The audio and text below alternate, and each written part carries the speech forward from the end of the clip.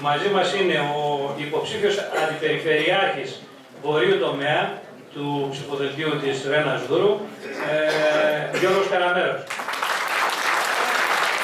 Γιώργο, θες να πεις δύο κουβέντες?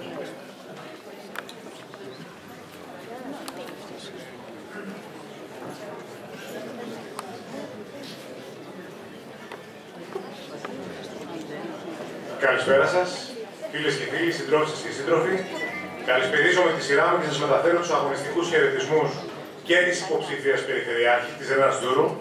Συναντιόμαστε εδώ 2 μήνες μετά με τους περισσότερους και τίποτα δεν έχει αλλάξει αυτά που πίστευα και πιστεύω τώρα, 17 μέρες πριν τις εκλογές, θεωρώ όλους εσάς ένα μεγάλο κομμάτι, το μεγαλύτερο κομμάτι από το καλύτερο ανθρώπινο δυναμικό της πόλης.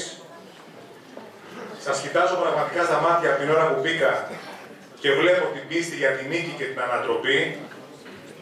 Ανοιχτείτε στην κοινωνία, σε όλη την κοινωνία, είτε ψήφισαν ΣΥΡΙΖΑ, είτε τώρα ακολουθούν το ευρύ λαϊκό μέτωπο που δημιουργείται με κορμό το ΣΥΡΙΖΑ, με κορμό την αριστερά. Έρχομαι στο Λευτέρη Μαγιάκη από καρδιάς και τους υποψήφιους δημοτικούς συμβούλους. Καλή δύναμη. Ο πύχης είναι η νίκη στην περιφέρεια, αλλά και η εκλογή νέου δημάρχου στο Μαρούσι, μετά από πάνω από μία δεκαετία στασιμότητας και μνημονίων. Είμαι βέβαιος τέλος ότι η δυναμική που αναπτύσσεται στην κοινωνία και θα εκφραστεί και στις ευρωεκλογές με την εμφατική επικράτηση του ΣΥΡΙΖΑ και του Αλέξη Τσίπρα, θα εκφραστεί το ίδιο και καλύτερα στο Μαρούσι. Είμαι βέβαιος ότι οι Μαρουσιώτες θα ανταποκριθούν και ο συνδυασμός ενότητα ανατροπή έργο και ο Λευτέρης Μαγιάκης θα πάρουν ποσοστό ακόμα μεγαλύτερο από το ποσοστό του ΣΥΡΙΖΑ στο Μαρούσι το 2012.